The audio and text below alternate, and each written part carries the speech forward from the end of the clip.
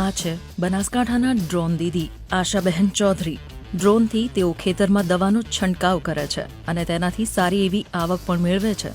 આશાબહેન બનાસકાંઠાના ડીસામાં તાલેપુર ગામમાં વસવાટ કરે છે. તેઓ સખી મંડળમાં જોડાયેલા હતા, જેમાં ડ્રોન દીદી યોજના અંતર્ગત પુણે જઈને તેમણે ડ્રોનની તાલીમ લીધી.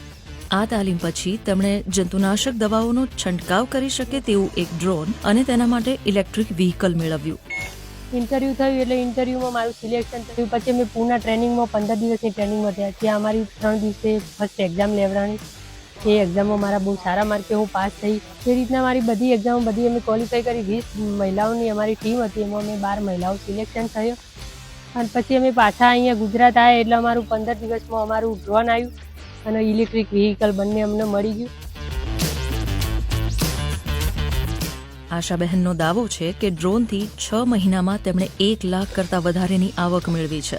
ડ્રોનથી જંતુનાશક દવાઓનો છંટકાવ ઝડપી અને સરળ બને છે.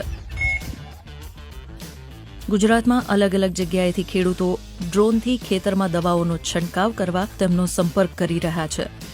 હજી તો અમે ટ્રેનિંગ લઈને આવ્યા ત્યાં તો અમારા ઉપર ફોન આવતા હતા ખેડૂતોના કે બેન તમારું ડ્રોન ચાલુ થયું, બેન તમારું ડ્રોન ચાલુ થયું.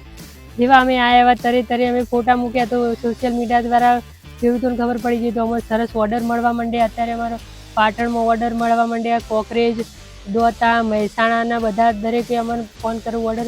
કારણ કે તમે બહુ મોટા ઊંચાઈવાળે જે પાક આપણે છે એમાં આપણે સ્પ્રે ન કરી શકીએ પંપ લઈને, અને આપણે ઘણો ટાઈમ થતો હતો, લેબર થતું હતું, અને બધી જગ્યાએ પૂરેપૂરું આપણે બધા પાકનું બધી રીતના આપણે છંટકાવ કરી શકતા નહોતા. પણ સ્પ્રેના લીધે આપણે 3 મિનિટની અંદર 1 એકરમાં, એટલે કેટલું સરસ ફાયદો એમ. તમે એ તો જુઓ ખાલી, તો તમે 3 મિનિટમાં સ્પ્રે કરી દો એટલે કેટલું. અને એ અમે 1 એકરના 300 રૂપિયા લઈએ. તો જે લેબર 1 દિવસ આખો પૂરો સ્પ્રે કરે ત્યારે 1 એકર સ્પ્રે કરી શકે. અને અમે ખૂબ ઓછો સમય, ખૂબ ઓછી ખેડૂતોના પૈસાની બી બચત થશે અને બધી જગ્યાએ બધા પાકમાં સરસ રીતના આખું સ્પ્રે થઈ જશે આખું. તો અમે અત્યારે હાલ અમે ક્લાસ 1 અધિકારી જેટલું કમાઈ શકાય એટલું અમે ધારે તો કમાઈ શકાય. એક દિવસમાં અમે 10,000 કમાઈ શકીએ.